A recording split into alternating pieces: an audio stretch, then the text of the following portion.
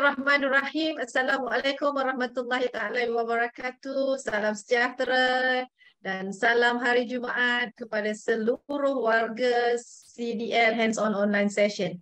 Yang berbahagia Datuk Dr. Mahendra Singh Nahar Singh selaku Koordinator CDL, rakan-rakan guru CDL, para peserta yang dari seluruh Malaysia dan barangkali mungkin juga dari negara seberang iaitu Indonesia. Bertemu kita sekali lagi dalam rancangan Hands-on Online Session yang ke-52. Hari ini kita celebrate setahun kita ke udara secara maya bersama-sama rakan-rakan guru yang berkongsi ilmu bersama tuan-tuan dan puan-puan. Dan kita seperti biasa pada hari ini dan hari-hari yang sebelumnya, kita akan mulakan sesi kita dengan perkongsian ilmu daripada Datuk Dr. Mahendra Singh. Dan pada hari ini dalam siri snippet reflect on-nya, kita akan tengok tajuknya. Silakan Ulu Setia, Wani.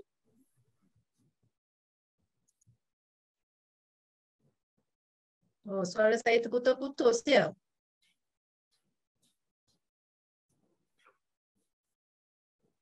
Okey, hari ini tajuknya ialah Kepimpinan Guru, Teacher Leadership Revisited. Silakan Datuk dengan sesi Datuk pada petang ini. Silakan. Terima kasih Dr. Zalina. Minggu lepas we missed you. Ya.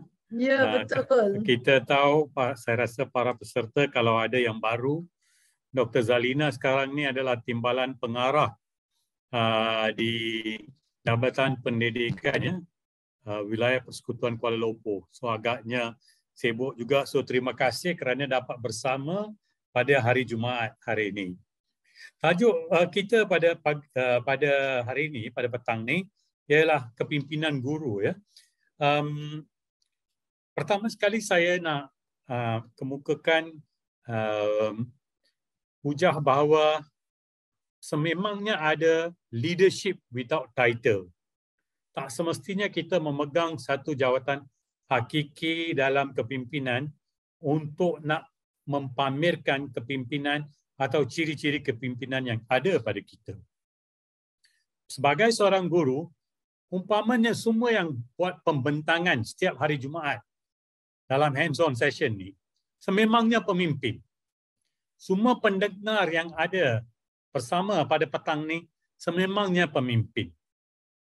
Tetapi sejarah kepimpinan meletakkan dalam minda kita bahawa kepimpinan itu mesti bersama dengan jawatan. Tapi itu tidak semestinya. Setiap orang boleh menjadi pemimpin dan boleh memainkan peranan sebagai seorang pemimpin. Dan banyak buku yang ditulis tentang kepimpinan guru. Kalau slide pertama ni, every teacher a leader, never underestimate your teacher. Jangan kalau sekali-sekali kita ingat, saya pengetua, saya penolong kanan, saya GKMP, saya ketua panitia, maka sayalah hanya pemimpin dalam organisasi ini. Itu hanya satu kepercayaan, but sebenarnya tidak. Every teacher is a leader. Dan ada banyak penulisan tentang kepemimpinan guru. So, kita mula dengan everyone is born to learn and everyone is born to lead. Maksudnya, kepimpinan ni boleh dipelajari. Intipati tentang kepimpinan ni boleh dipelajari. Dan perkongsian ni sekiranya boleh, harus dibuat oleh pihak pemimpin sekolah atau boleh undang daripada pihak luar datang untuk kongsi tentang intipati asas tentang kepimpinan dan juga kepimpinan guru. Dan siapa mereka teacher leaders ini? Semua seperti tuan-tuan dan puan-puan. Mereka mempunyai harapan, impian, whose dreams of making a difference, impian kerana nak bawa perubahan. Semua yang buat pembentangan setiap hari Jumaat ni mengharapkan satu pembaharuan. Mereka ada impian tersendiri. Dan mereka terpanggil untuk nak kongsi ilmu ini dengan adanya teknologi. Ini bukan tahun 60-an, 70-an atau 80-an. Hari ini kalau kita bentang mungkin audiens boleh sampai ke 20,000, 30,000. Dan bila dirakam lebih ramai, mungkin 100,000 boleh mendengar semula apa yang kita bentangkan atau kita sampaikan. Dalam satu budaya yang profesional, segala pembentangan setiap hari Jumaat ni asasnya, pentasnya ialah budaya profesional. Kerana kita menghormati ilmu yang kita terima. Kalau kita tak dapat 100%, mungkin kita dapat 90, 80, 70%. Dengan adanya pengalaman kita sendiri, bila dikaitkan ilmu yang kita terima dengan pengalaman kita, ia dapat membawa satu pengayaan yang boleh kita gunakan dalam kerjaya kita. So teacher leader ni selalunya reflektif. Dia buat kerja, dia imbas kembali. Macam mana PDP yang saya buat? Macam mana cara saya memimpin co-curriculum dan sebagainya. Sentiasa inquisitif, tertanya-tanya tentang banyak perkara. Kita cakap jangan jaga tepi kain orang. Tetapi sebagai seorang guru, sebagai seorang pendidik, kadang-kadang kita jadi positive busybody. Saya melalui tepi sekolah isteri saya dan saya lihat di Astaka tu ada seorang murid duduk di atas. Kali kedua saya lalu, dia masih lagi ada di situ dan hampir dah 20 minit. Saya kesangsian seorang guru tu memang ada dalam diri saya. Ya. Saya bersara sebagai pengarah IAB, tapi saya mula sebagai seorang guru. So pemikiran guru tu ada, saya tak boleh tahan, saya telefon isteri saya kata, saya nampak seorang murid tu duduk di Astaka. Boleh tak you hantar sesiapa, you hantar murid, pergi tanya dia, why is he sitting there, dan dia duduk seorang. Why is he sitting there? So positive busybodiness ni dalam mana-mana erti kata ni boleh terpakai dengan secara membina. Mula-mula dia kata, no, I think it's okay, he's just sitting there. I said, no. Can you send somebody, you panggil lah pengawas ke siapa, pergi tanyalah, just secara tu tanya aja ya. Cikgu Rizwan, kita orang kata that teacher thought tu ada dalam minda kita. Yang ketiga, kita sentiasa nak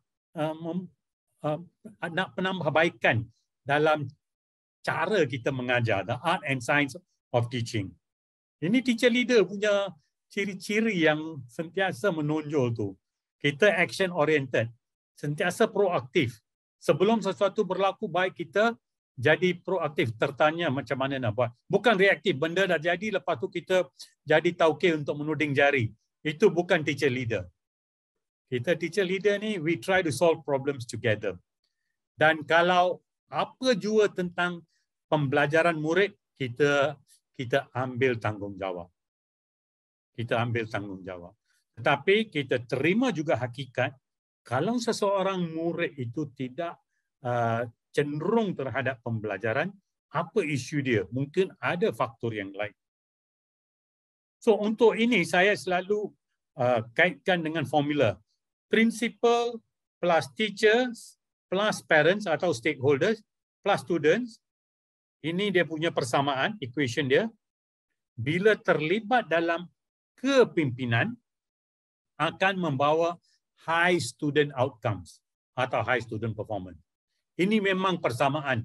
Kita selalu jumpa persamaan matematik. Ini persamaan dalam pendidikan dari segi kepimpinan. Principal plus teachers. Principal itu termasuk barisan kepimpinan. Dan guru-guru bersama dengan stakeholder termasuk ibu bapa dan murid terlibat dengan kerja-kerja atau aktiviti kepimpinan akan membawa high student performance. Kita tidak boleh abaikan bahawa murid-murid kita bersama mempunyai banyak ciri-ciri kepimpinan juga. Tak semestinya murid kita pun jadi pengawas atau dan sebagainya. Kadang-kadang murid biasa pun ada keterampilan yang menyerlah. So, apa di antara elemen leadership action ni dalam kalangan teacher leaders ni. Kita sentiasa terfikir kalau ada satu inisiatif yang baru, new action, kita boleh kongsikan. Saya sebagai pemimpin, saya selalu terbuka kalau staf saya ada bawa idea baru dan sebagainya. Kita memudah carakan idea itu. Idea tak semestinya sentiasa yang terbaik datang daripada pemimpin saja. Saya tak percaya dalam perkara itu. I think good ideas can come from anyone. Dan solve problem, menyelesaikan masalah daripada nak menuding jari. Dan saya belajar ni, saya dalam satu tugas besar yang diberi pada saya dalam kementerian, dan saya bersama dengan timbalan ketua setiausaha dalam menjalankan. Dan saya lihat dia tak pernah menggunakan kaedah assigning blame, nuding jari. Okay, yes, kita ada masalah ni, kesilapan ni sudah berlaku. Okay, let's look forward. Way forward macam mana? Always looking forward, not di situ nak finding whom to blame dan sebagainya, tidak. And saya belajar banyak daripada beliau tentang kepimpinan. Dan kita kadang-kala dalam organisasi seperti sekolah memang sibuk. Saya tahu sekarang sekolah dalam alam sukan sedang berlangsung dan sebagainya, persatuan dengan macam-macam pertandingan. But sometimes kita berilah sokongan kepada rakan-rakan, volunteer to take responsibility, dan juga bantuan kepada kepimpinan sekolah. Sekala sentiasa jemput ya. Kalau kita pemimpin, jemput guru lain untuk bersama dengan kita dalam satu-satu usaha.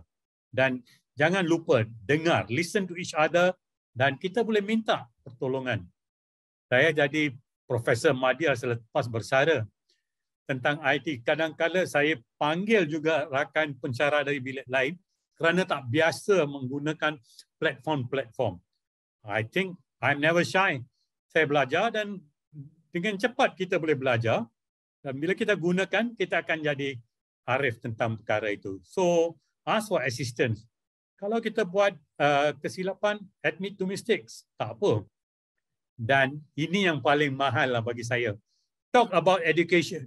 Cakap tentang pendidikan dan kanak-kanak dengan cara kita, mungkin istilah itu passionate, kusyuk tentang murid-murid, tentang ilmu, tentang pendidikan.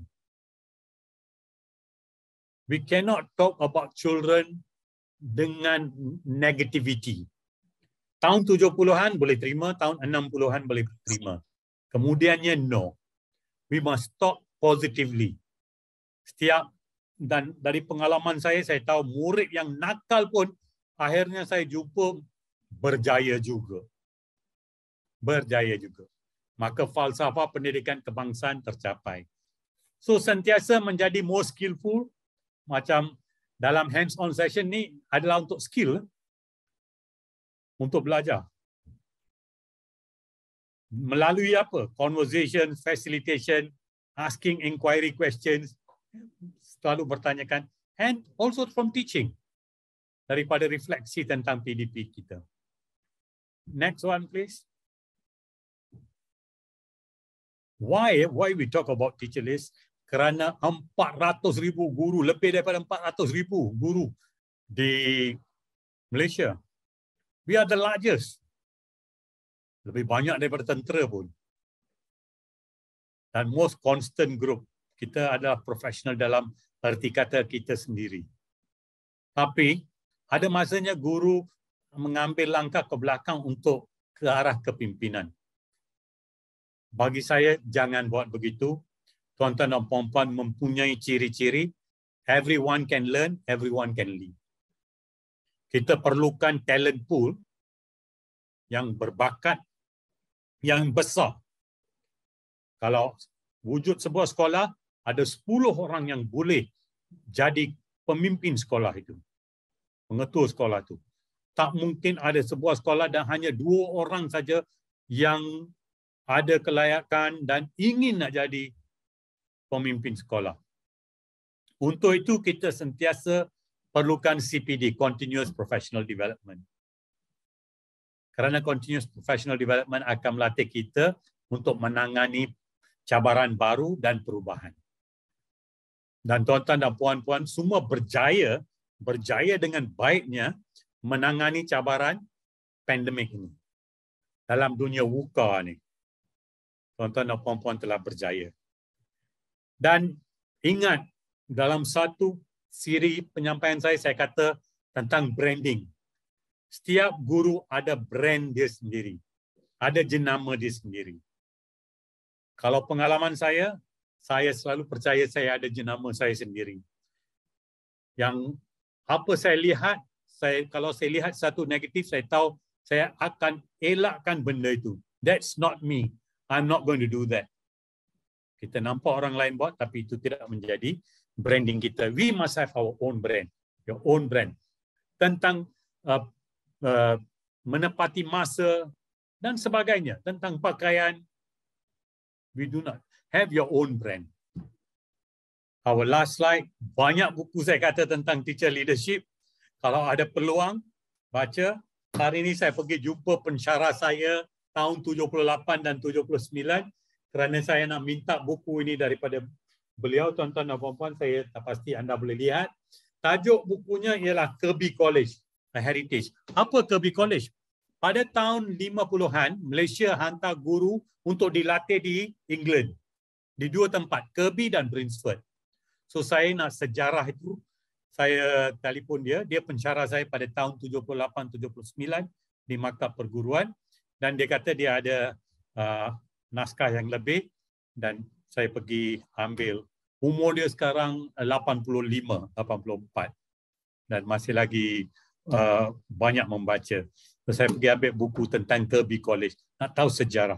So tuan-tuan dan puan-puan, banyak buku tentang tajuk ini. Saya nak akhiri dengan dua ungkapan yang saya tambah dengan ungkapan yang baru.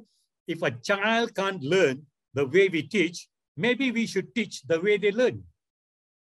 If a child can't learn, tak boleh belajar, cara kita mengajar, mungkin kita kena mengajar cara mereka belajar. So, renung-renungkanlah ya tentang perkara itu. Dan yang terakhir, books are the training weights of the mind. Bacalah, atau daripada buku, daripada makalah, daripada internet dan sebagainya. Terima kasih tuan-tuan dan puan-puan bersama saya pada hari Jumaat. Have a nice weekend. See you all next weekend. Terima kasih.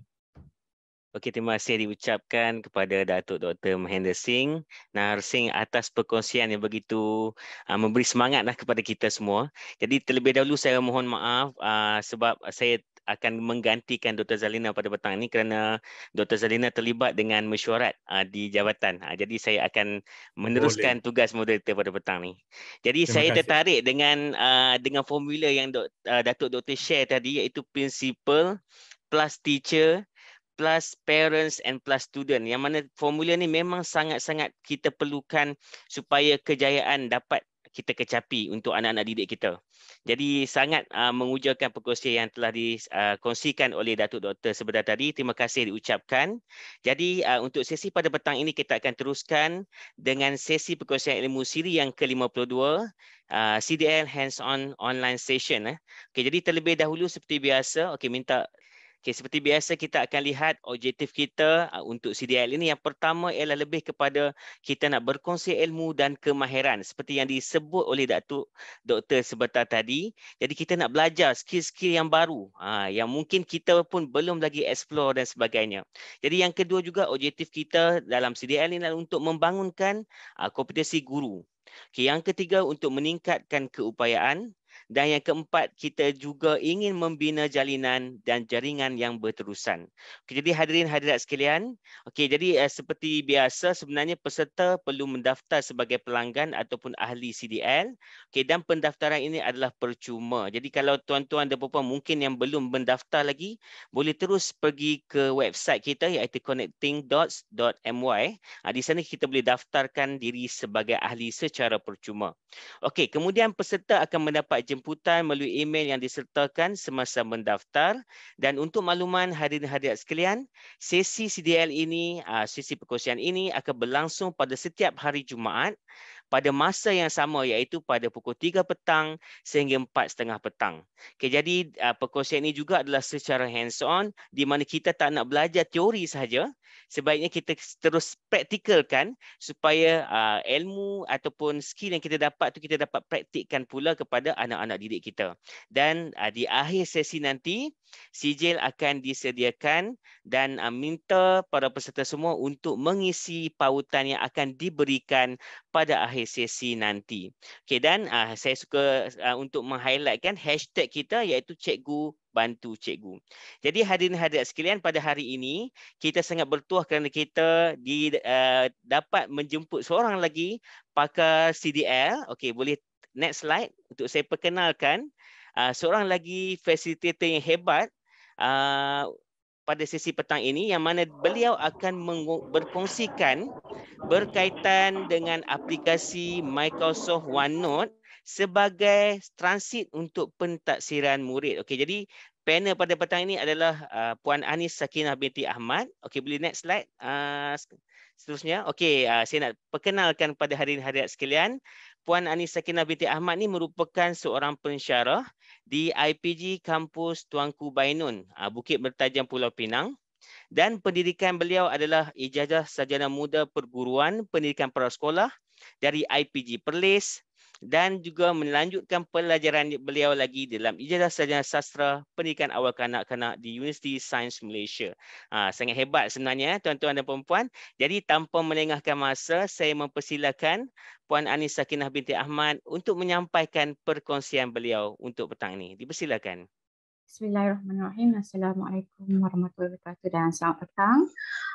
Alhamdulillah, hari ini kita akan berkongsi satu tajuk, iaitu penggunaan OneNote dalam menjadikan sebagai medium transit pentaksiran.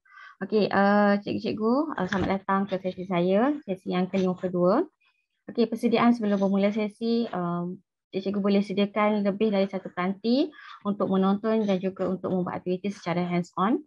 Dan boleh juga bersedia dengan email, terima ataupun organisasi yang cikgu ada. Seterusnya, cikgu boleh muat turut aplikasi OneNote di desktop yang ada pada barcode yang saya sediakan ni. Okey, Cikgu Puan Anis, ada soalan di ruangan chat. Okey, macam mana pula kalau ada yang guru yang tidak ada ID Delima? Okey, ID kalau tak ada ID Delima boleh pakai ID peribadi, ID sendiri ya. Yang sendiri punya boleh pakai. Sebab saya sendiri pun ada akaun yang menggunakan akaun sendiri. Yang Gmail sendiri. Okey, maksudnya aplikasi ni sebenarnya adalah percuma lah sebenarnya. Ya, betul, percuma. Jadi tak ada dengan jika tiada ID Delima pun tuan-tuan dan puan-puan masih lagi boleh menggunakan ID personal. Okey, nanti mungkin Puan Anis boleh terangkan sedikitlah macam mana cara untuk untuk gunakan ID personal tu. Okey, teruskan, silakan. Okey, sebelum ni mungkin ramai yang tak tahu Okey, ni adalah simbol OneNote. Kalau kita nampak daripada kita punya laptop ataupun handphone, kita boleh nampak dia punya logo ataupun simbol dia akan keluar macam ni lah, yang warna purple di bawah tu. Okey, saya terangkan sedikit objektif sesi ni. Yang pertama ialah pengenalan kepada Microsoft OneNote. Yang kedua, mengetahui fungsi-fungsi asas Microsoft OneNote. Yang ketiga, mengetahui fungsi-fungsi OneNote yang boleh digunakan dalam pentaksiran. Dan yang terakhir, sesi hands-on, membuat pentaksiran iaitu evidence menggunakan fungsi Microsoft OneNote untuk memudahkan kita merekodkan PBD dan juga pentaksiran di sekolah. Okey, teruskan dengan objektif yang pertama, iaitu pengenalan kepada Microsoft OneNote. Okey, mungkin ramai yang pernah dengar dan ada juga yang masih tidak mengetahui tentang Microsoft OneNote. Jadi saya ringkaskan. Microsoft OneNote ni ialah aplikasi Office yang berfungsi seperti macam PadNota, di mana kita boleh tulis, kita boleh melukis, kita boleh masukkan objek, kita boleh mencoret apa saja. Kita nak paparkan tangkapan skrin pun boleh, nak tinggalkan komen atau berkongsi dengan rakan sekerja kita yang lain. Dan kesemuaan tidak seperti Microsoft Word, dalam OneNote anda boleh tulis dan letakkan apa saja di mana-mana tempat yang kita suka, dan sama seperti bila kita nak contek kat atas kertas, dalam OneNote ada juga bebas untuk kita elemen nota. Maksudnya kita boleh tukar-tukar warna dan juga kita boleh masukkan gambar serta benda-benda lain lah. Okey, kita teruskan dengan slide yang seterusnya. Okey, OneNote ni sebenarnya dia adalah buku nota digital yang kita boleh collaborate antara pengguna-pengguna yang lain. Maksudnya satu akaun tu kita boleh share kita punya bahan ataupun nota kita tu dengan pengguna yang lain ataupun rakan-rakan sekerja yang lain. Dan OneNote ni adalah bila kita gabungkan tu dia membentuk Microsoft OneNote. Okay, buku nota digital ni juga kita boleh gunakan sebagai buku koleksi, buku latihan murid, buku nota peribadi dan buku resepi. Kalau kita explore OneNote ni, dia ada pelbagai filter yang kita boleh gunakan untuk membantu murid kita dalam menyediakan latihan ataupun soalan peperiksaan pun boleh. Okey, seterusnya ni antara faedah OneNote lah. Jadi seperti buku nota, OneNote ni benarkan kita tulis apa saja. Sebagai contoh, kita nak tulis tugasan menulis, kita punya RPH pun boleh, rakaman idea kita, perbualan, membuat lakaran atau draft, kita nak tulis resepi pun boleh, kita nak buat list shopping pun boleh, kita nak tulis nota, kita nak buat rancangan mengajar ataupun refleksi pun pada bila masa pun kita boleh buat menggunakan OneNote ni. Okey, ni contoh saya gunakan OneNote ni sebagai satu medium untuk kita buat RPH juga boleh digunakan. Okay, ni contoh paparan lah untuk OneNote.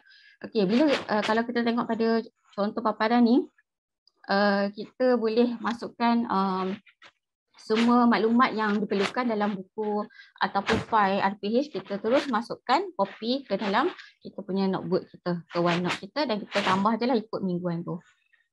Okay, ni contoh saya buat ERPH saya menggunakan OneNote.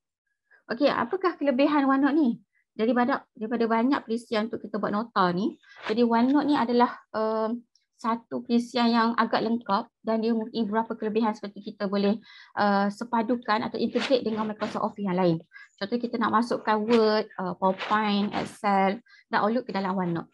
Kemudian Microsoft OneNote juga kita boleh coret ataupun kita boleh lukis ataupun kita boleh lakarkan apa-apa mengikut keperluan itu sendiri. Yang seterusnya kita boleh memasuki apa sahaja di mana-mana, iaitu kita boleh tambah checklist, image, dokumen pejabat ataupun nota, tulisan tangan pun boleh, coretan ataupun screenshot, data, grafik, audio dan juga pelbagai elemen lain. Yang bestnya, OneNote ni kita boleh bekerjasama dan berkongsi nota. Contoh kalau kita nak buat pentadsiran nanti, kita boleh kongsi pentadsiran tu dengan cikgu yang berkaitan. Kita tahu kan kerahsian pentadsiran tu kita tak boleh kongsi dengan sembarang orang. Mungkin juga kita boleh kongsi pentadsiran murid tu dengan ibu bapa untuk kita melihat perkembangan ataupun pencapaian murid tu sendiri.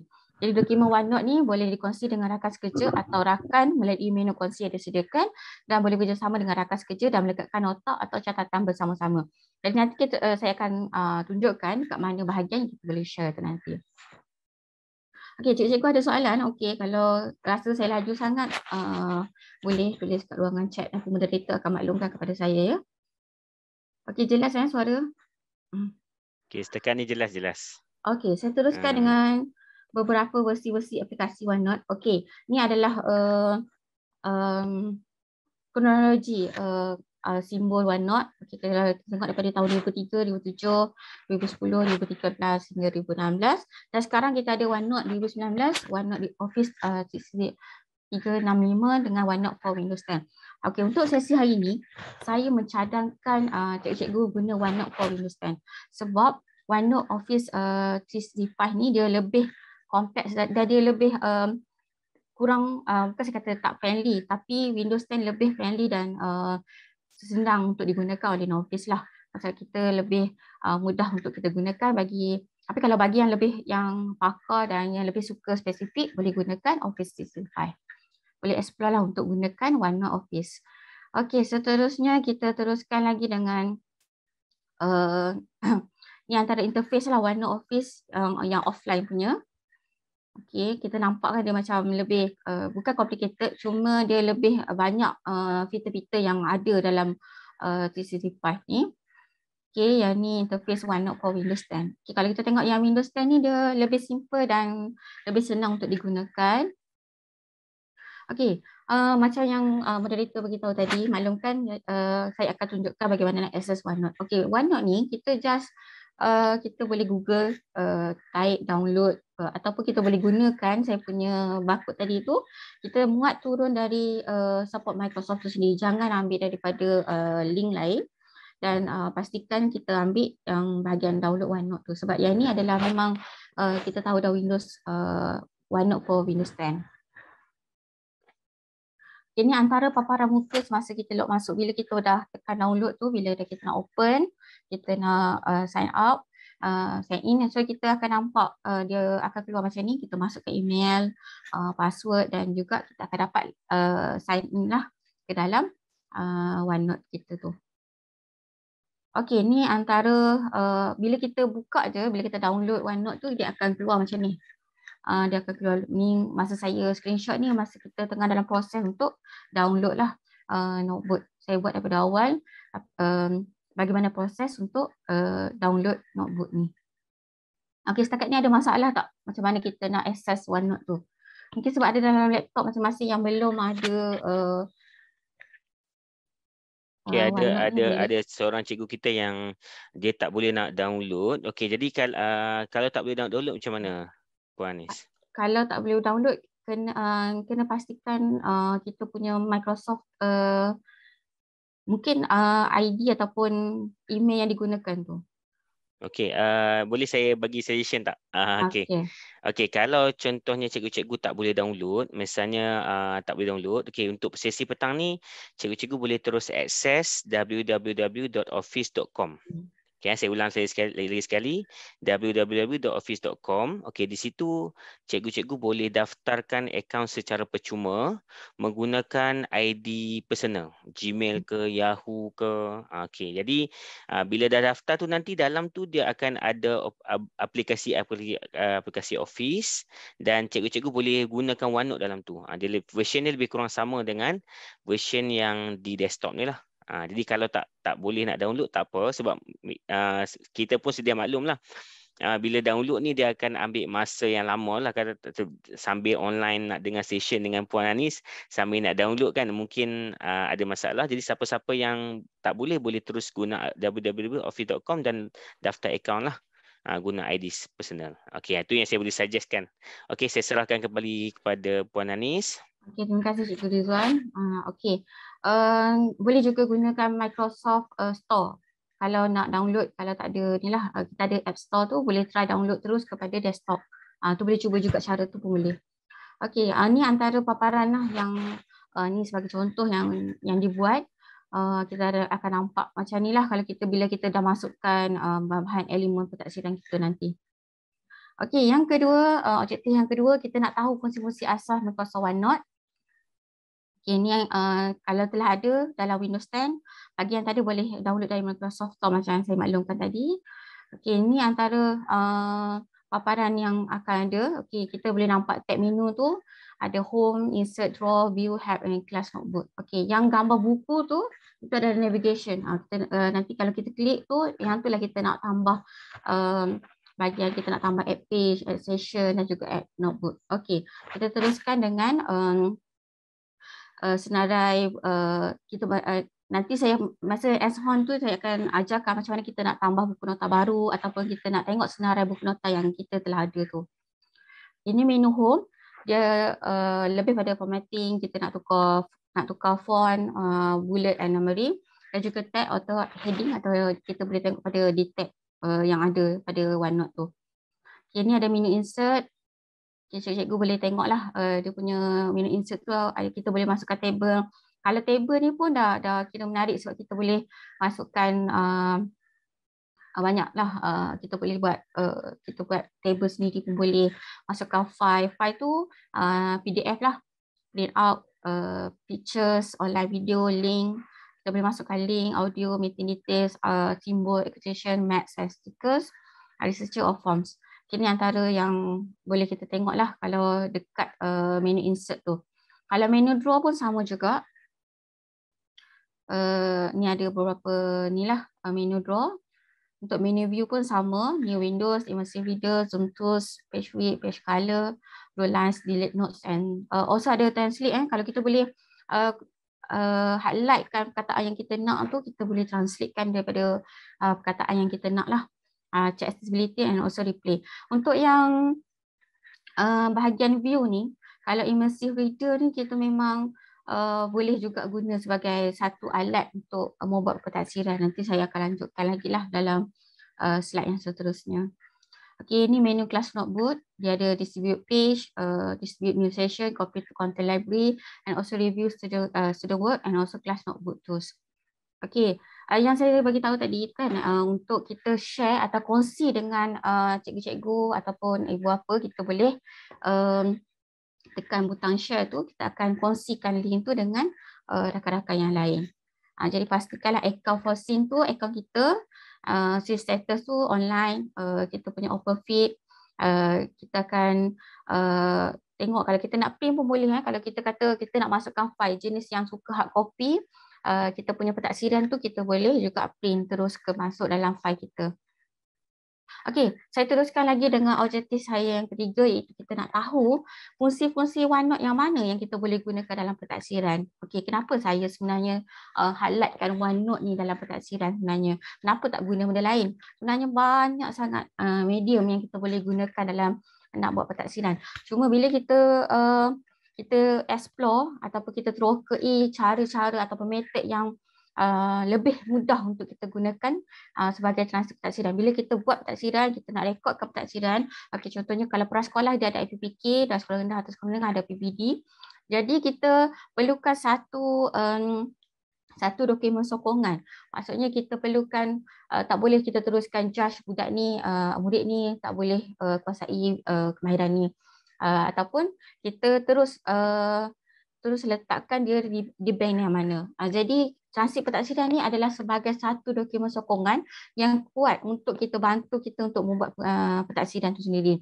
Jadi evidence ni yang kita buat ni yang merangkumi maklumat yang sangat autentik, yang boleh bantu guru kita untuk membuat pentadsiran dan boleh dijadikan rujukan pada masa akan datang. Kalau kita tak pasti apa isu yang akan berlaku pada masa akan datang, mungkin suatu hari kita punya maklumat ni sangat membantu kita untuk kita gunakan dalam kita punya pengajaran, kita nak bantu kita baiki kita punya kelemahan kita, dan kita boleh sediakan sesuatu kata inovasi pengajaran dalam kita punya pengajaran lah, untuk bila kita ada evidence-evidence-nya. Okey. Antara fungsi-fungsi OneNote yang boleh digunakan, saya sarankan kita gunakan sebenarnya banyak fitur yang kita boleh gunakan. Cuma yang kita boleh highlightkan sebab kita mudah bila kita boleh gunakan dengan Android. Okey, antaranya kita boleh masukkan file, pictures, audio dan juga immersive reader. Okey, untuk yang file ni, kita boleh attach file. Contohnya, cikgu-cikgu dah ada set soalan ataupun cikgu-cikgu dah ada lembaran yang cikgu-cikgu nak buat. Cikgu kata cikgu dah ada bahan sendiri untuk cikgu nak letak dalam OneNote ni, supaya murid cikgu just tanda je, ataupun cikgu ada senarai semak, cikgu snap, cikgu masukkan terus ke dalam OneNote ni. Jadi cikgu nak attach file soalan boleh, cikgu nak masukkan apa sahaja rekod-rekod yang cikgu ada, terus masukkan, tak perlu print, cikgu terus masukkan dalam OneNote ni. Jadi cikgu tak perlu nak bazir kertas lagi, nak untuk kalau 20 orang, kalau 20 muka surat, 400 dekat situ. Jadi cikgu boleh jimatkan kertas, cikgu masukkan terus, setiap murid akan jawab mengikut file yang cikgu sediakan tu. Okey, yang seterusnya picture ni dia ada picture ni kita boleh tangkap gambar, kita boleh masukkan video, kita nak ambil kalau gambar tu pula, kalau contoh kita masa kita buat rakaman tu, ataupun kita contohlah cikgu buat pentadsiran tu, sebab biasa kita buat pentadsiran ni, handphone kita akan ada di tangan kan, kita tangkap gambar terus masuk dalam OneNote, terus kita ambil, kita bulatkan murid yang kita nak access tu, kita nak taksir tu. Sebab kadang-kadang kita kalau tak buat macam tu, balik rumah memang kita dah lupa dah. Untuk kita elakkan kita lupa tu, kita boleh guna fitur audio yang disediakan. Audio tu, kalau cikgu-cikgu tak sempat nak taip, yelah kita ambil masa kan nak taip, so cikgu tekan je audio tu, cikgu record je apa yang cikgu boleh, cikgu nak terangkan pasal pentadsiran ataupun terangkan kejadian atau isu tu. Okey. Seterusnya antara yang kita boleh gunakan dalam view tu ada immersive reader, so kita boleh gunakan dalam kemahiran listening dan speaking. Contohnya kalau cikgu kata nak guna, cikgu nak highlightkan perkataan tu, minta murid dengar dan sebut semula dan dia boleh dikira sebagai satu kaedah pentaksiran juga. Okey, mungkin ramai tertanya, adakah OneNote ni kita boleh akses menggunakan Android? Sebab susahlah nak bawa laptop ke kelas, nak tangkap gambar lagi, nak gunakan laptop sebagai satu alat pula untuk kita nak buat pentaksiran. Okey, untuk kita lebih mudah, kita akses menggunakan handphone. Sebab saya rasa kalau cikgu-cikgu masuk ke kelas memang kita akan bawa handphone. Handphone ke mana saja kan kita letak handphone. Jadi perkara yang mudah kita lebih, orang kata lebih mudah lah kita nak guna. Jadi keluarkan handphone terus tangkap gambar. Jadi apa yang kita boleh buat, kita download je OneNote di dalam handphone kita menggunakan Play Store atau App Store. Okey, dia akan jadi macam ni lah paparan dia, welcome to OneNote. Okey, ni antara paparan yang akan keluar lah. Okey, recent page ni kita boleh, okey, kalau kita nampak dia punya paparan tu, dah betul lah tu. Memang betul lah kita punya aplikasi OneNote. Okey, kalau saya katakan tadi, macam mana kita boleh gunakan aplikasi tu. Okay, kalau cikgu-cikgu nampak dekat yang ni adalah paparan muka bila menggunakan Android lah kan. Okay, cikgu akan nampak tanda yang bawah tu kan, tanda tick tu adalah untuk checklist. Kalau kita nak buat checklist yang kedua, kamera. Kalau kamera tu kita boleh ambil gambar. Contohnya kita nak ambil gambar dokumen. Contoh murid kita buat hasil kerja. Contoh hasil kerja pentaksiran kita nak buat budak tu ataupun murid tu buat hasil seni ke, ataupun murid tu buat satu perkara lah. Kita ambil gambar terus masuk ke dalam kita punya pentaksiran. Jadi terus akses. Kalau tak sempat nak type masa yang kita tengah mengajar, sebab kadang-kadang tak sempat kan, kita tekan dekat record tu, kita record apa yang kita nak cakap, apa yang berlaku. Juga kalau kita berlaku behaviorism, kita nak buat tingkah laku. Mungkin dalam kelas cikgu tu ada murid berkeperluan khas ke, tapi kita tengah buat dia punya catatan ke, tu sangat membantulah. Kita boleh rekod dia punya tingkah laku, juga rekod anekdot. Contohnya kalau rekod anekdot ni berlaku secara tiba-tiba. Contohnya budak tu tak pernah bercakap, tiba-tiba hari ni dia bercakap. Jadi kita keluarkan telefon kita sepatah kilat, keluarkan ambil handphone. Nah, masa tu juga kita boleh rekod suara kita ataupun kita boleh maklumkan apa yang kita nak catatkan di belakang. Sebab kalau kita tak buat macam tu, memang kita akan lupa, sebab kita punya ingatan tu bukanlah semua. Maksudnya macam saya pun kalau balik tu, sebab kita banyak aktiviti yang kita lakukan dalam seharian tu, kalau balik tak buat terus memang tak ada. So bila kita rekod tu, dia akan terus tersimpan ke dalam kita punya OneNote tu. Balik nanti kita boleh dengar balik, kita catat apa yang kita perlukan dalam kita punya pentaksiran tu sendiri. Okey, kalau versi Android ni, kalau kita nampak, kita tengok list, kamera, audio, attachment, bullet pun boleh, kita nak buat numbering pun boleh. Okey, kita ambil gambar, lepas tu kita nak letak, kita nak highlight kan, kita nak conteng pun boleh. Apa sahaja yang kita nak buat pada kita punya OneNote tu, boleh. Okey, kita teruskan ni antara muka OneNote saya lah. Okey, ni versi aplikasi Android. Jadi kalau kita tengok tu, kita boleh pilih pula kita nak buat pentaksiran apa, kelas mana kita nak. Sebab kita sebagai cikgu ni kan banyak kelas kan. Contoh kalau ada 5 kelas, ada satu kelas tu ada 40 orang, ada 200 orang murid kita nak akses. Jadi masa tu kalau kita rasa macam bila sebut je PPD, saya rasa cikgu-cikgu pun akan rasa macam dilema, macam mana nak selesaikan ni 200 orang ni. Last sekali kita ada yang pejam mata je lah, tak boleh. Kita kena cuba untuk ambil inisiatif ni, kita buat pentaksiran, buat setakat yang kita rasa kita mampu untuk sebagai satu sokongan kita lah, dokumen yang orang kata mantap, kita ada benda yang kita boleh gunakan di kemudian hari. Okey, seterusnya ni juga adalah muka OneNote versi desktop. Okey, kalau kita nampak kan tadi perbezaan antara Android dengan juga desktop. Bila balik rumah, kita boleh buka desktop. Kalau kita nak buat dekat Android pun boleh, tak ada masalah. Mungkin cikgu rasa payahlah nak type dekat Android. Tak apa, tak ada masalah. Cikgu buka balik laptop nanti, cikgu nak type. Sebab kadang-kadang ada yang suka detail. Dia nak tulis description dia tu dengan panjang lebar sebab dia nak buat pentaksiran tu dengan lebih orang kata teliti lah dia punya pentaksiran. Jadi boleh type. Mungkin sebab masa kita kelas kita tak sempat nak buat pentaksiran dalam masa yang sama, kita tak sempat nak type, nak tulis. Kalau sebelum ni kita cuma jot down je. Tulis kita buat contohnya kita buat pentaksiran pemerhatian. Biasanya pemerhatian lah yang kita susah nak elaborate sebab kita menggunakan kita punya idea saja ataupun kita punya ingatan saja. Kalau kita ada gambar, kita macam ni, kita tahu apa yang berlaku dan dia support pula dengan kita punya audio pula. Okey, audio tadi tu pun kita boleh gunakan untuk cikgu-cikgu pendidikan Islam buat hafazan, cikgu-cikgu bahasa Melayu dia nak tengok antara murid tu boleh membaca dengan lancar atau tidak, boleh kongsikan dengan cikgu pemulihan. Jadi fitur-fitur ni sangat membantulah cikgu-cikgu untuk membuat pentaksiran, bukan sekadar kita nak membantu murid saja, bantu diri sendiri untuk kita buat pentaksiran, untuk kita nilai dekat mana perkembangan anak-anak murid kita. Okey, saya teruskan lagi dengan hands-on penggunaan OneNote. Okey, saya harap cikgu-cikgu semua, saya rasa mungkin kalau terlalu laju tu minta ni lah maklumkan ya. Okey, kita teruskan dengan hands-on penggunaan OneNote.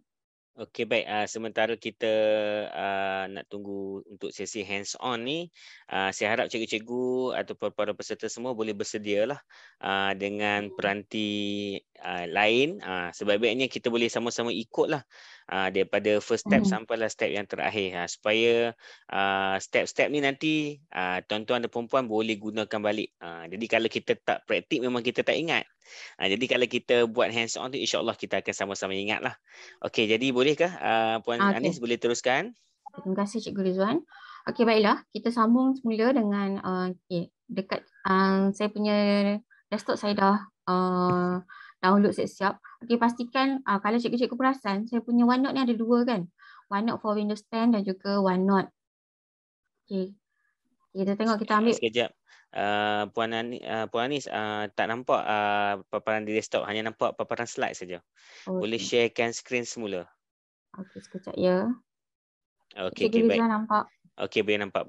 Okey, saya buka semula Okey, kalau cikgu perasan dekat sini saya ada dua OneNote for Windows 10 dan juga OneNote.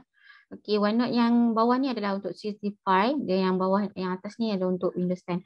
Yang saya maklumkan tadi kita guna untuk Windows 10 Okey, kalau tengok kat sini saya punya notebook ni kan. Ni. Okey, dekat sini. Okay, hari ni kita akan mula daripada awal. Okey, cikgu-cikgu punya OneNote dia akan jadi dia akan jadi kosong macam ni kan? Betul tak? Okey, bila jadi kosong macam ni, cikgu-cikgu boleh tekan navigation ni, tekan gambar buku ni dulu. Okey. Akan keluar gambar anak panah ni, cikgu boleh tekan notebook dan add notebook dulu. Okey, add notebook ni, cikgu boleh tukar, tulislah notebook name apa yang cikgu nak. Okey, contoh hari ni kita buatlah 1 dan 5 ke 1 mutiara. Okey, contoh 1 mutiara. Cikgu Anis, Puan Anis, notebook ni kita perlu buat by class ke, by subject ke atau macam mana? Okey, kita boleh buat bergantung kepada cikgu tu sendiri. Cikgu selesa yang mana. Kalau cikgu rasa cikgu nak buat ikut kelas, kalau cikgu rasa cikgu ada banyak kelas, cikgu punya notebook ni ikut kelas. Kalau cikgu rasa cikgu nak buat ikut subjek pun boleh. Contohnya kalau ikut keselesaan yang mana cikgu rasa lebih mudah. Sebab tak ada dalam paksaan. Yang kata kalau cikgu nak pilih subjek, maksudnya cikgu dah tahu dah subjek tu, cikgu ajar tahun yang mana.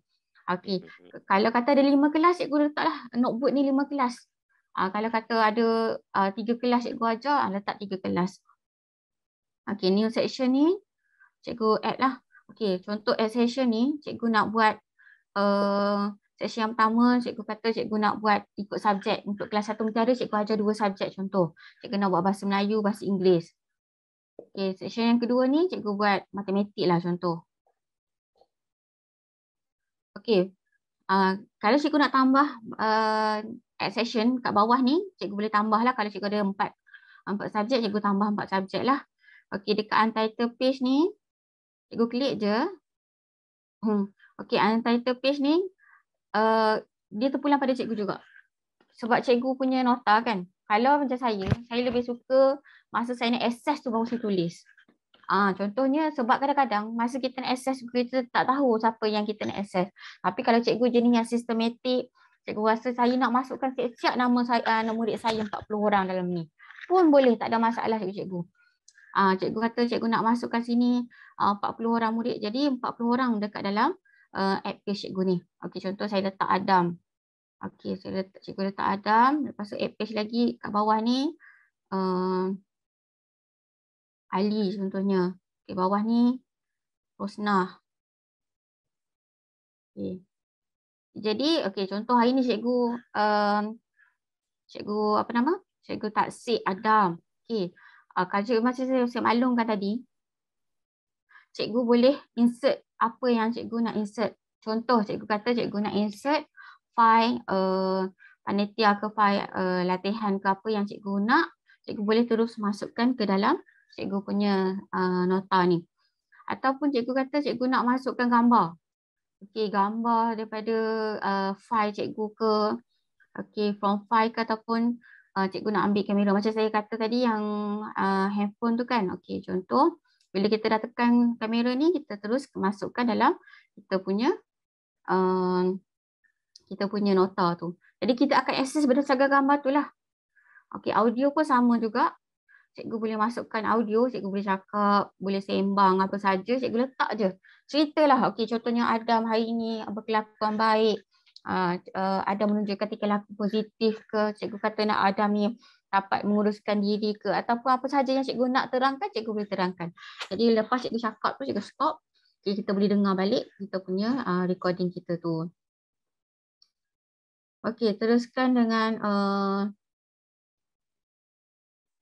okey, kemudian kalau kita nak insert audio kita dah kan. Okey, picture, file. Okey, kalau kita nak kata nak guna table. Hari ni kita nak buat table. Pun boleh cikgu. Cikgu nak buat table pun boleh.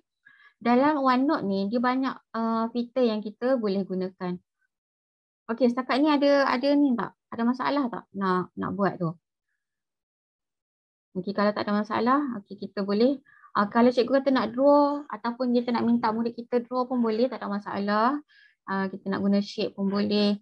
Kalau cikgu-cikgu ada kalau kata nak buat latihan dalam ni boleh guna rule lines ni. Cikgu kata hari ni nak guna buku sekolah lah. Cikgu nak buat nak suruh murid kita nak integrate teknologi dalam kita punya ni. Kita boleh guna ni rule lines ni. Jadi cikgu boleh explore kat sini. Cikgu nak buat latihan bersama murid dalam ni pun boleh. Matematik nampak kita nak buat betul lazim, nak uji murid boleh buat ke tak. Jadi yang ni kita boleh copy. Maksudnya kita boleh kalau kata Rosnah ni soalan yang sama kita nak bagi dekat dia. Contoh kita boleh copy, kita paste je balik. Okay, contoh kita boleh paste. Jadi kita tukarlah nama murid yang seterusnya tu. Kalau cikgu kata cikgu nak tukar warna sebab nota kita kan. Hari ni cikgu rasa cikgu nak guna warna lain. Pun boleh. Jadi cantik sikit kita punya pentaksiran tu, nampak lebih kemas, lebih cantik. Ni masih reader yang saya sebutkan tadi tu. Okey, immersive reader ni kita kena ada perkataan lah sebab kita nak highlightkan apa ni perkataan yang kita nak tulis tu. Okey, contoh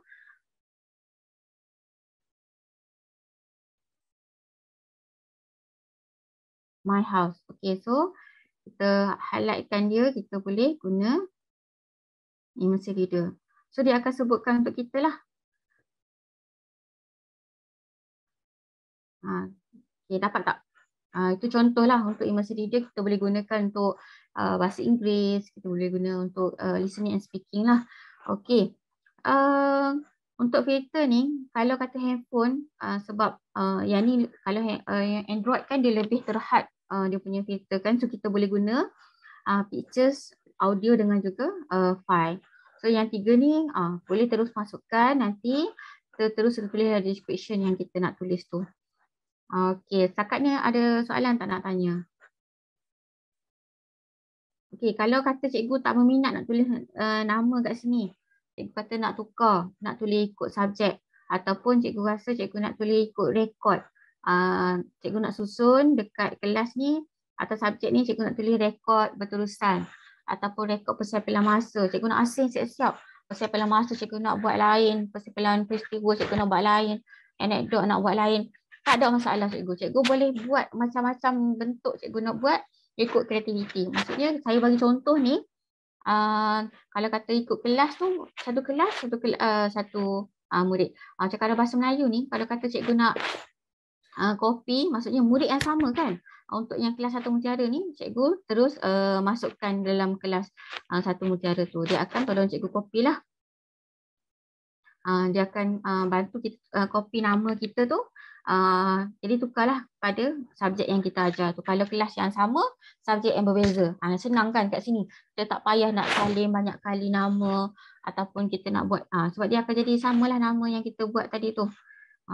Okey.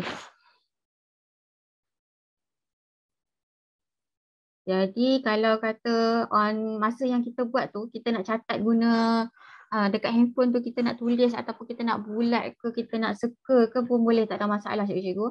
Kalau dekat kita punya Android tu, kita nak bulatkan ataupun kita nak buat perkataan ke, kita nak tulis guna handwriting ke, tak ada masalah cikgu boleh. Dan cikgu juga boleh padam ataupun cikgu boleh buat bentuk dekat kita punya OneNote ni.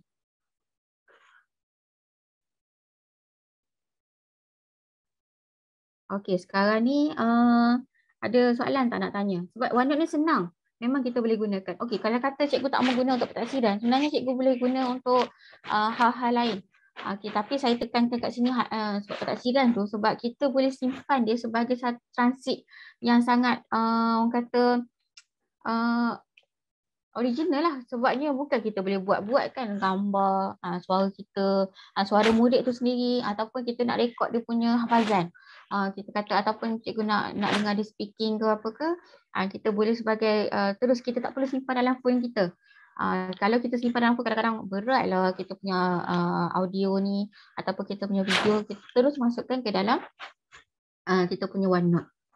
Okey, ada soalan tak nak tanya setakat ni? Boleh ikut tak? Okey, ada soalan. Bagaimana Puan Anis cara nak beri nota? Nak masukkan nota ke dalam tu. Nak masukkan nota, okey. Nak masukkan nota, kita boleh guna file. Okey, contoh kita lah masukkan nota apa yang kita nak. Okey, kata contoh kita masukkan rancangan harian pengajaran ni. Letak je dalam kita punya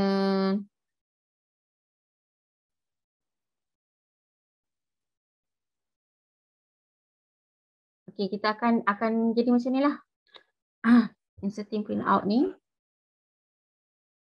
Dia akan jadi PDF kat dalam ni. So kita boleh baca lah kita punya. Ni contoh lah. Saya punya RPH ke. Kita boleh letak. Lepas tu cikgu-cikgu boleh lah nak tulis ke apa ke, nak tambah ke. Cikgu kata nak tulis refleksi ke. Nak tulis tindak unsur ke. Cikgu nak conteng ke. Nak minta GB cikgu sign ke pun boleh. Tak ada masalah.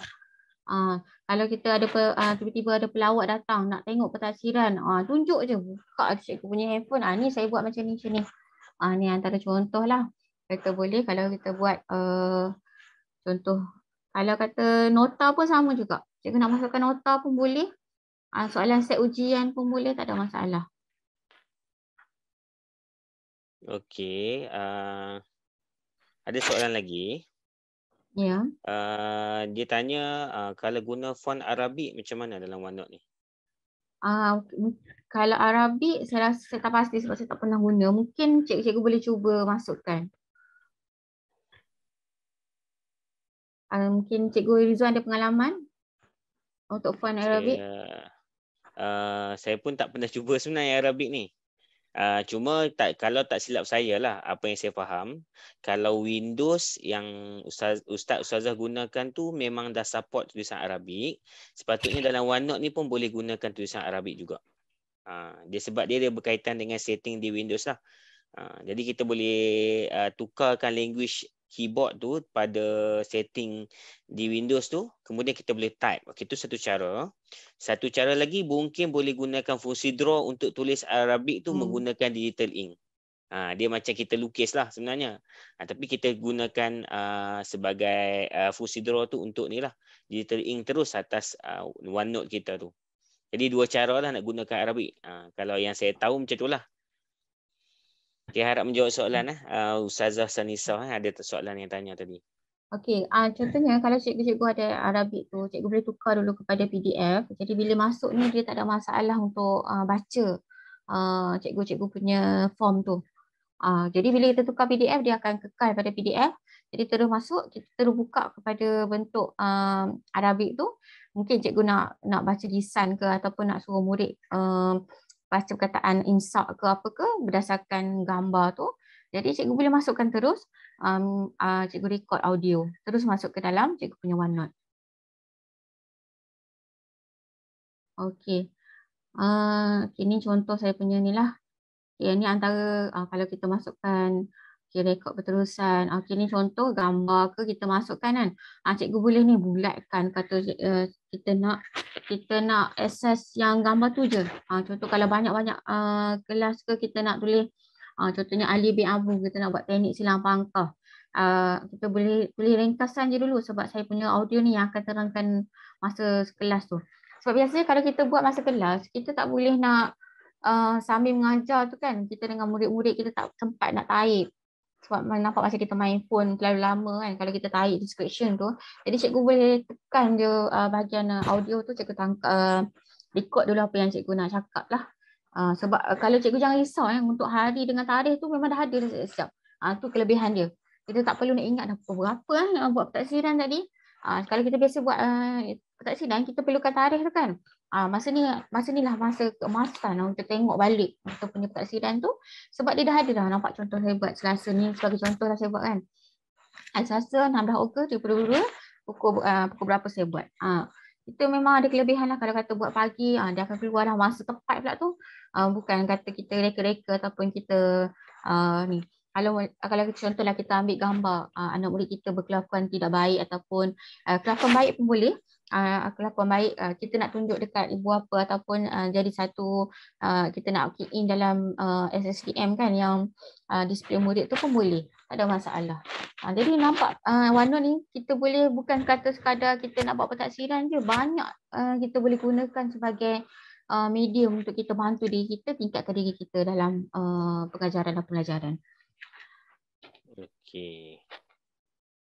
Baik, ada soalan lagi tak untuk diajukan?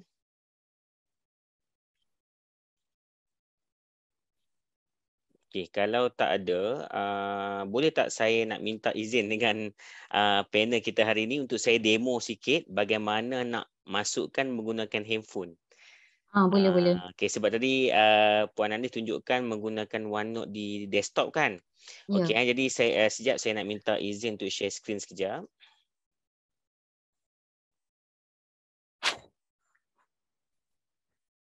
Okey, boleh nampak ke no? Boleh. Okey, baik. Yang ini version OneNote yang ada kat desktop saya. Okey, tapi masalah ni sekarang ni kadang-kadang laptop kadang kita tak bawa masuk ke dalam kelas kan. Macam cikgu yang terangkan oleh Puan Anis tadi. Jadi cara yang paling mudah ialah kita login menggunakan ID yang sama di dalam handphone kita. Okey, saya tunjuk di handphone. Saya dah mirroring. Okay, yang saya tunjuk ni adalah saya mirroring daripada handphone lah. Okay, kalau tuan-tuan dan puan-puan nampak di skrin sekarang ni, kalau perasan, okay, yang belakang ni adalah version desktop. Okay, saya minimiskan. Okay, yang ni adalah version di dalam handphone. Maksudnya, cikgu-cikgu, tuan-tuan dan puan-puan perlu install dahululah aplikasi OneNote ni dalam handphone. Okay, bila dah siap install, okay, contoh dah siap install, kita buka aplikasi OneNote tu. Okay, dan kita login menggunakan ID yang sama. ID yang sama dengan version desktop ni. Macam kat sini. Version yang sama yang ada dekat bahagian atas ni. Jadi pastikan kita login menggunakan ID yang sama. Kalau tidak nanti kita tak jumpa notebook yang kita buat di dalam kita punya desktop ni. Macam contohnya saya login ni, saya gunakan sekejap saya tutup ni dulu. Macam mana nak tutup yang ni? Okey. Saya tutup sekejap. Okey, ni sebagai contohnya saya login menggunakan ID ni. Okey, jadi saya pun di saya punya handphone pun saya kena login menggunakan ID yang sama jugalah.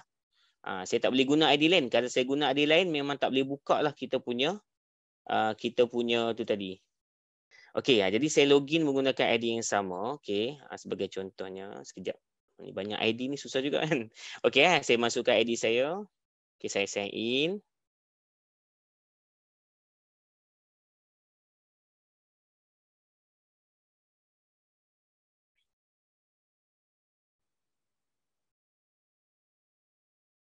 Okay, jadi dia akan lepas sign in tu dia akan ni biasalah intro dalam apps tu, dalam apps di dalam handphone tu. Okey. Okey, sekejap kita tunggu sekejap. Okey, sebenarnya dia nak loading file-file kita tu. Okey, kita klik pada get started. Okey, ni dalam handphone nanti cikgu-cikgu boleh cuba. Okey, baik. Sekarang ni kalau kita tengok kat sini kosong, tak ada apa-apa, sedangkan saya dah buat dah create dah di desktop tadi kan. Saya klik kepada bahagian notebook ni. Okey, menu notebook ni. Okey, dan kita klik pada more notebook dan kita cari balik notebook yang kita buat. Macam tadi saya buat notebook, saya gunakan yang notebook yang ni. Okey, PDP PDPR 2023 ni. Okey, jadi kita klik yang tu, kemudian kita klik tengok, okey, dan ada dalam tu. Section ataupun bahagian yang kita dah wujudkan pada awal tadi. Okey, ini section di dalam handphone. Okey, saya nak tunjuk balik yang di dalam OneNote tu. Dia sama. Maksudnya kat sini sama. Ada 3 section, matematik 1P, matematik 3P, matematik 4P. Okey, ni contoh. Okey, ni version di dalam handphone. Sekejap. Okey, ni version di dalam handphone. Okey, contohlah saya nak buat pentaksiran untuk rekodkan pentaksiran matematik tahun 1P. Jadi saya klik pada 1P ni. Okey, dan macam cikgu Puan Anis terangkan tadilah. Dia suka, macam saya pun saya suka sebenarnya bila saya nak taksir time tu baru saya buat tajuk. Saya baru masukkan page dia. Sebab kalau kita masuk ke awal-awal, nanti kita nak scroll cari tau. Dia akan ambil masa. Jadi sebagai contohnya, okey, hari ni saya nak buat pentaksiran.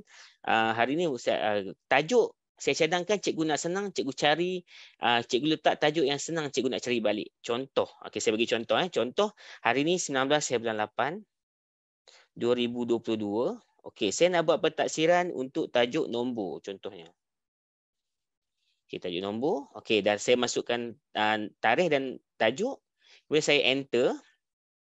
Okey, bersama-sama dengan saya dah ready dah. Contohlah saya nak masukkan bahan yang budak dah buat. Okey, ni saya tunjuk kat kamera ni. Ni latihan yang mungkin murid kita dah buat. Okey, boleh nampak Okay, ni latihan yang murid kita dah buat. Okey, jadi saya nak masukkan latihan ni ke dalam OneNote saya tadi.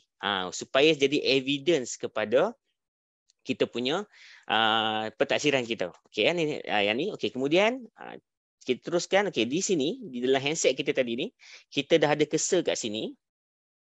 Kalau cikgu-cikgu perasan, tuan-tuan perasan, bila kita klik cursor kat bawah tu, dia ada beberapa menu kat sini. Ada gambar kamera tu. Okey, saya ambil gambar kamera tu. Okey, kemudian saya halakan kepada halaman kerja murid yang saya nak buat ni, yang saya nak masukkan ni. Okey, contoh. Okey, ini contoh halaman dia. Okey, dan saya snap. Okey, kelebihan yang ada dalam OneNote ni, dia macam cam scanner tau. Cikgu-cikgu, contohlah kita tangkap tu sengit, kita boleh adjust dia dulu bagi cantik. Kan? Kita boleh crop buang yang contoh tangan saya ni saya nak crop buang, saya crop. Okey, macam tu. Okey, dan setelah tu kita klik pada confirm. Okey, dia akan view dulu. Ini halaman kerja murid ni. Okey, kalau contoh kita rasa macam dah okey, kita klik pada done. Okey, jadi kalau kat sini sebagai contoh tadi saya buat partition ikut tajuk. Jadi saya nak letaklah nama murid ni. Sebagai contohnya, okey, nama mungkin kita boleh letak bahagian atas. Okey, sekejap Saya enter balik semula. Kita letak nama bahagian atas. Okey, sorry.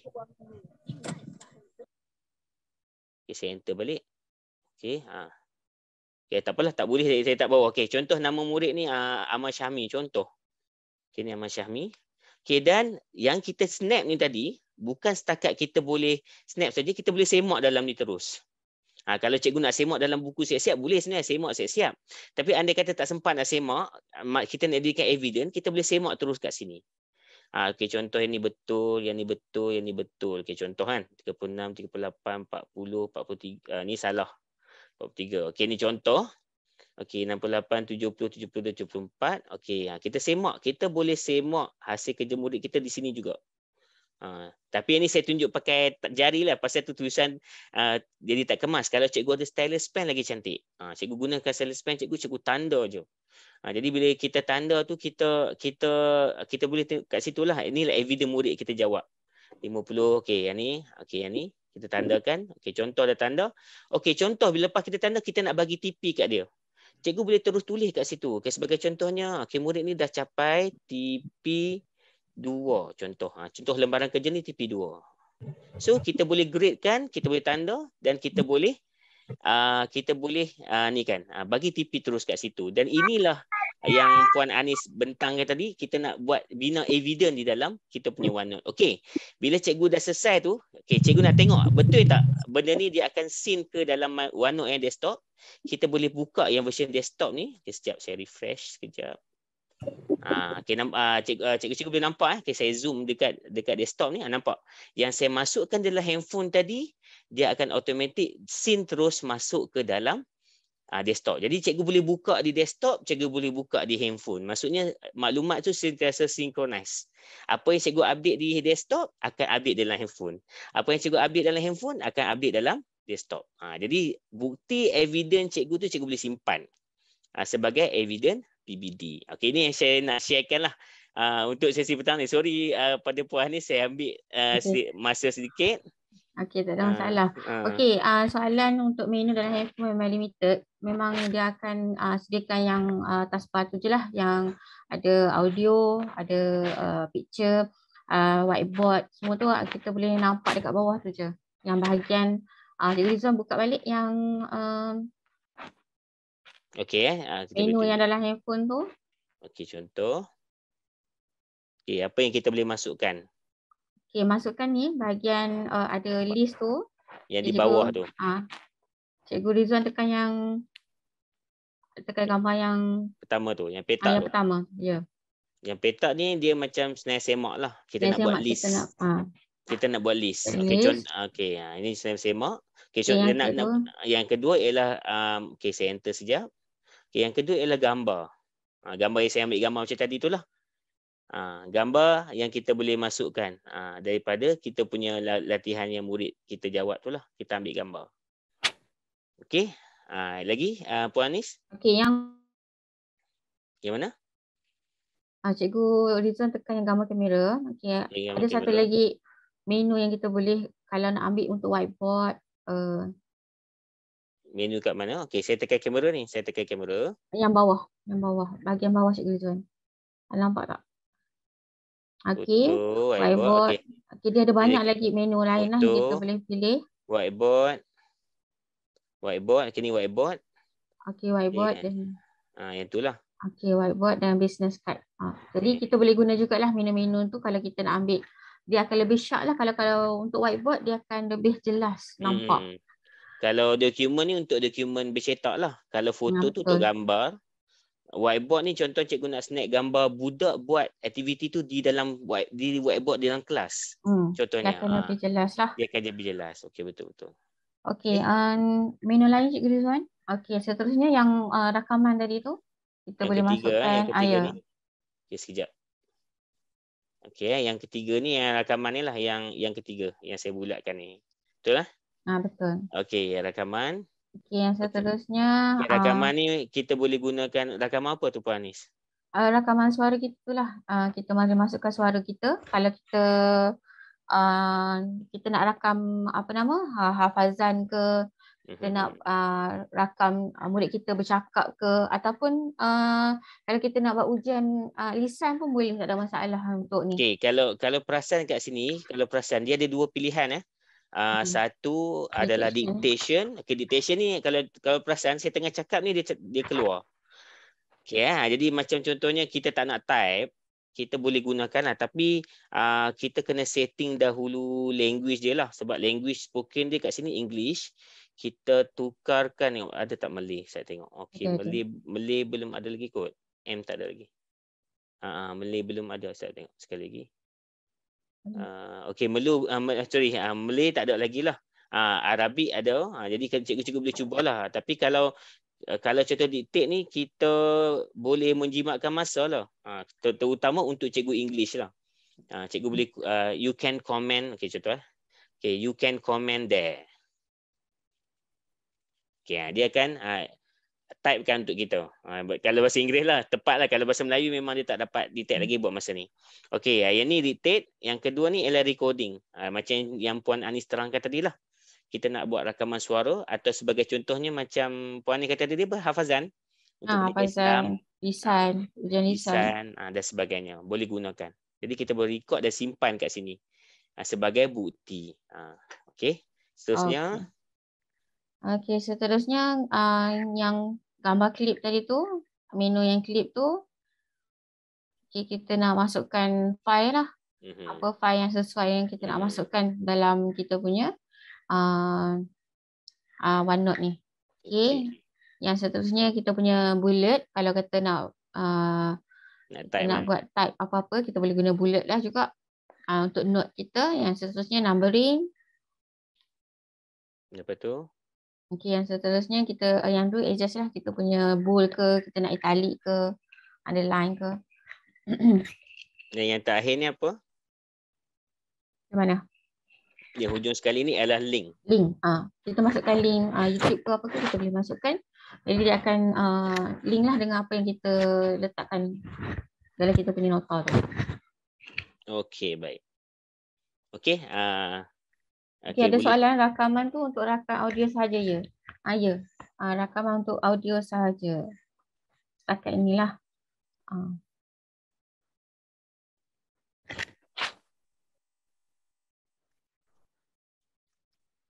Okey, ada soalan tadi tanya, okey, phone boleh guna tak OneNote? Memang boleh guna OneNote di phone, cikgu. Okey, cikgu kena download dulu. Di dalam Android boleh download daripada Play Store. Kalau Huawei boleh download daripada Huawei App Store. Kalau iOS boleh download daripada App Store. Sebab dalam iOS pun support juga untuk penggunaan Microsoft OneNote. Memang boleh gunalah.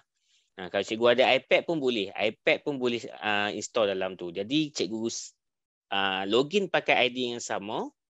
Nanti bila cikgu buat di iPad, dia akan sync terus ke dalam desktop lah. Jadi cikgu boleh access kat mana-mana. Nak buat 3 device pun boleh, tak ada masalah. Yang penting kita gunakan ID yang sama supaya kita boleh trace balik maklumat-maklumat tu lah. Okey. Okey, Cikgu Anis, teruskan Puan Anis. Okey, ada lagi soalan? Kalau tak ada, saya nak tamatkan kita punya sesi pada hari ini. Okey, kalau ada soalan boleh tanya. Okey, saya tengok lagi sekali dekat ruangan chat lah. Apa yang boleh dijawab. Di sini kita tengok. Okey. Boleh backup data tak kalau handphone rosak? Okey, dia akan masukkan kita punya cloud. So tak ada masalah lah. Kalau kata handphone kita tak nak backup ke, sebab tu kita gunakan OneNote ni. Kita jangan risau pasal gig lah, kita jangan risau kita punya masalah handphone penuh lah, hang ke apa. Sebab bila kita buat rakaman tu ataupun kita record tu, terus masuk ke cloud. So sebab tu kita boleh access terus ke handphone, ke laptop. Okey. Okey, baik Okay, kalau share latihan dengan pelajar boleh ke? Kalau kita nak share yang link tadi tu, boleh share dengan murid kita lah. Kalau nak mereka buat terus ke dalam OneNote. Sebab tu kita boleh share latihan. Betul, sebenarnya boleh share. Cuma untuk tujuan hari ni, Puan Anis terangkan macam mana kita jadikan sebagai rekod transit. Kalau cikgu-cikgu faham rekod transit ni, kalau boleh kita tak nak bagi pelajar tu tengok. Pelajar tu dapat link supaya tidak boleh dimanipulasikan. Tapi kalau contohnya cikgu-cikgu, tuan-tuan dan puan-puan nak buat OneNote ni untuk kegunaan bagi latihan, boleh sebenarnya. Boleh. Kita tak ada masalah. Tapi bukan menjadikan share rekod transit. Tak perlu share rekod transit ni. Wujudkan satu notebook yang baru. Cikgu dah letak nama siap-siap untuk setiap murid. Kemudian letakkan latihan ke dalam tu. Jadi dia orang akan jawab dalam tu. Boleh. Dengan syarat pelajar kita memang ada OneNote lah di dalam peranti mereka lah. Dan boleh login. Boleh login yang tu. Untuk soalan Cikgu Najah ni, Kalau nak attach picture dari galeri phone boleh ya, tak ada masalah. Sebab Boleh, kadang-kadang kita tak ada internet, kita tak boleh nak terus masuk kepada dalam OneNote. Jadi cikgu ambil guna telefon cikgu dulu, dia simpan dalam galeri. Lepas tu cikgu bolehlah gunakan masuk dalam OneNote. Lepas tu cikgu boleh delete lah, tak perlulah nak simpan gambar-gambar ataupun ni. Sebab kita kena fikirkan juga kekangan bila sekolah-sekolah yang tidak mempunyai internet. Itu je lah. Okey, ada soalan lagi tak? Menjawab tak soalan Cikgu Najah? Okay, boleh sebenarnya nak attach daripada galeri tu tadi. Kalau perasan, okay, saya tunjuk balik lah. Saya tunjuk balik sekejap. Saya share screen. Ada lagi tak? Saya dah tengok. Boleh tak lagi? Mirroring ni. Sekejap. Oh, okay. Okay, sekejap saya share screen semula.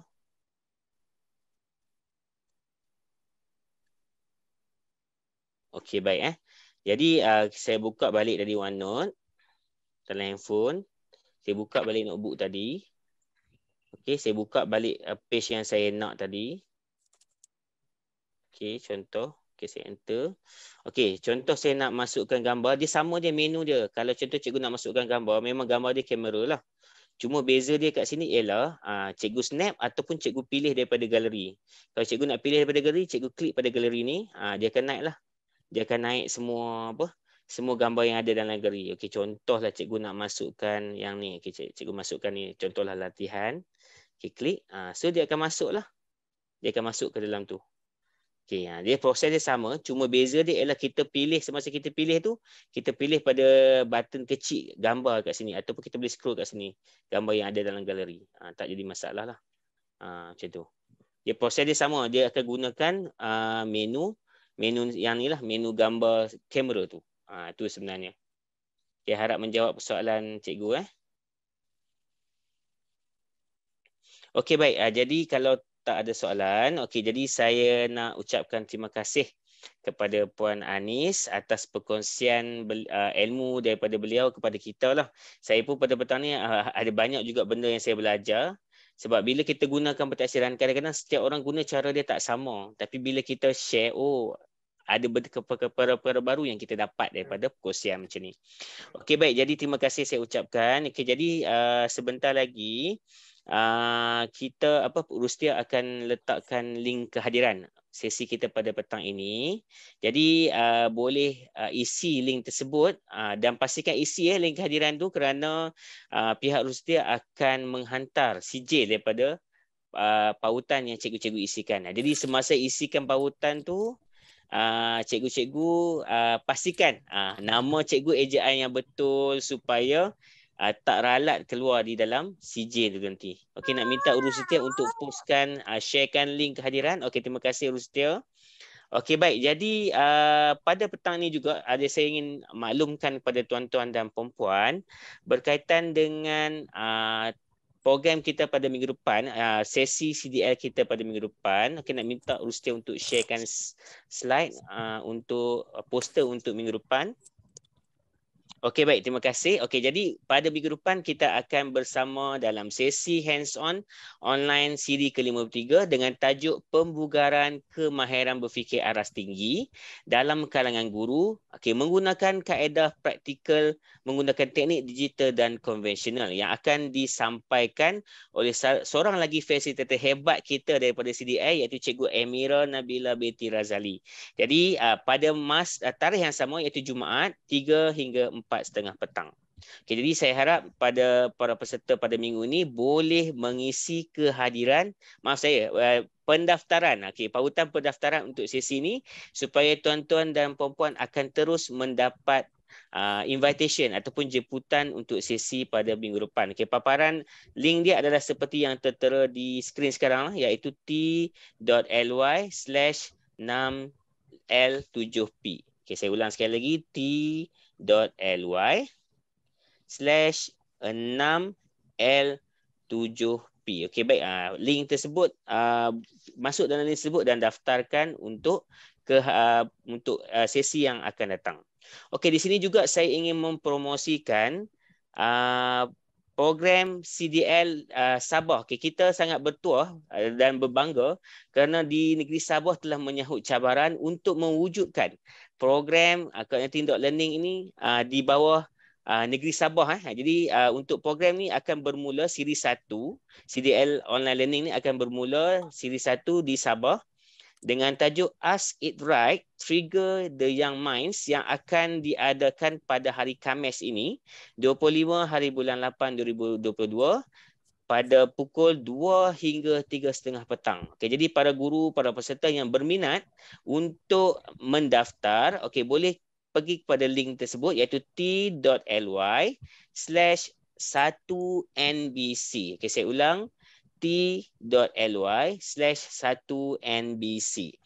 Okay, jadi tuan-tuan dan puan-puan, sekarang kita dah ada dua siri yang berkaitan dengan hands-on ni. Jadi tuan-tuan dan puan-puan boleh sertai untuk memperbagaikan lagi input-input untuk kita dapatkanlah daripada rakan-rakan hebat kita yang akan berkongsi tentang pelbagai kaedah, pelbagai inisiatif untuk kita jayakan pembelajaran anak-anak didik kita. Okey, jadi tuan-tuan dan puan-puan, sehingga sini sajalah sesi kita pada petang ini. Terima kasih diucapkan kepada semua peserta yang sertai pada petang ini. Jadi sebelum kita berakhir, nak minta untuk semua peserta untuk onkan kamera untuk kita sesi bergambar. Dipersilakan tuan-tuan dan puan-puan, cikgu-cikgu sekalian untuk on kamera untuk kita sama-sama bergambar pada petang ini. Okay, nak minta kawan-kawan yang mungkin boleh tolong screenshot sama-sama selain daripada Uru Setia.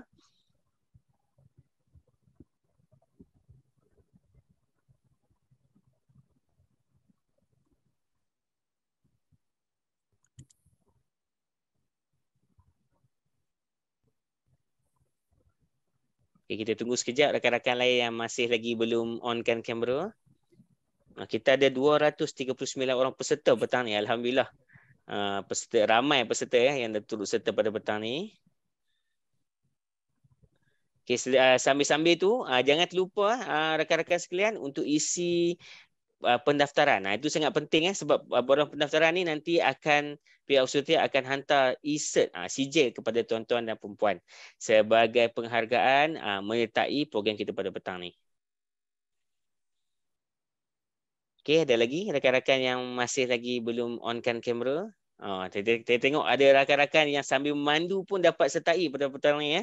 Tahniah cikgu atas komitmen. Sama-sama bersemangat untuk mendapatkan input-input daripada fasilitator CDL yang hebat-hebat semua ni.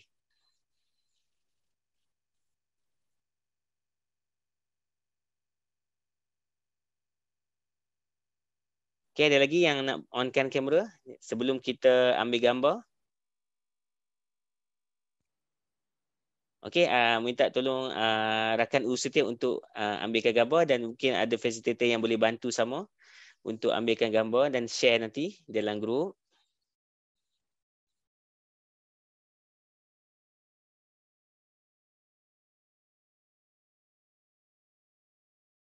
Okey, saya pun akan ambil gambar juga.